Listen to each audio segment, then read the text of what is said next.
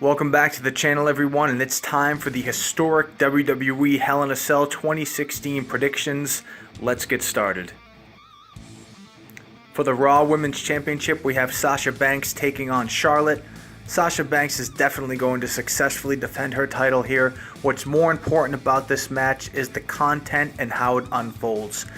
They have a chance to go even further than the match that Sasha Banks had with Bayley. Both of those matches, as a matter of fact. They can make this one of the most, if not the most memorable match in WWE Women's history. I think they should get color here. Now, can they have a successful match without color? Certainly. But one of them has to bleed. I think it'll be even more memorable. I think the shock factor will go through the roof. The exposure. So many media outlets would cover this. It would be unprecedented.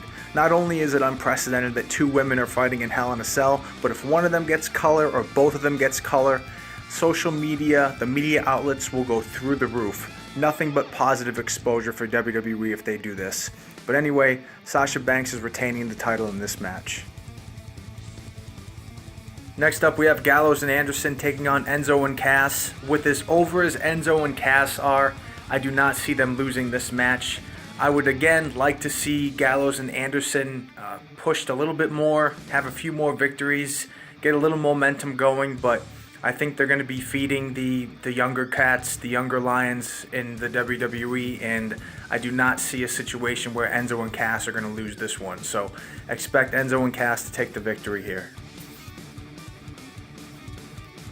And we have another Hell in a Cell match. Roman Reigns defending the United States Championship against Rusev. This is a lock for Roman Reigns. There is no goddamn way he's going to lose the title at Hell in a Cell in Boston.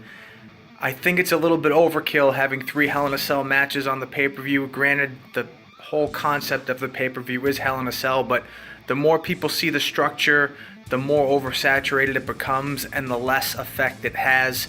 Expect Roman Reigns to take the victory here. I don't see this match being a blockbuster on the card. I think it's going to be a little bit of a snooze fest in my opinion, but it is what it is, and they have to wrap up this feud at some point. I think it's the end of the feud at Hell in a Cell, and Roman Reigns will defend his title. We have the New Day defending their titles against Cesaro and Sheamus. I like the dynamic of Cesaro and Sheamus. I think that they have potential to be a long-term team here, especially WWE playing the fact that they don't get along. There's been a lot of tag teams over time that have not got along that have gotten successful runs.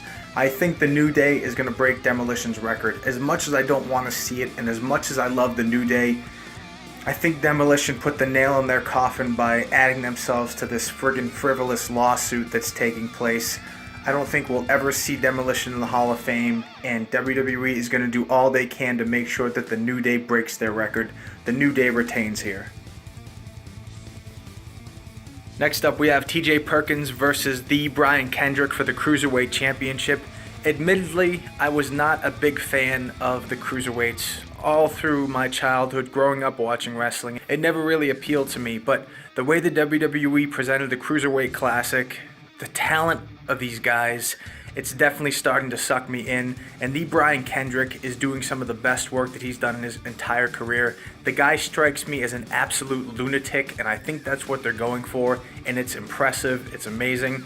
I think the Brian Kendrick is going to take the title from TJ Perkins, and you're going to have a new Cruiserweight champion here. I look forward to this match. I think it might be the standout match other than the Sasha Banks Charlotte Hell in a Cell match. So expect good things from these guys tonight.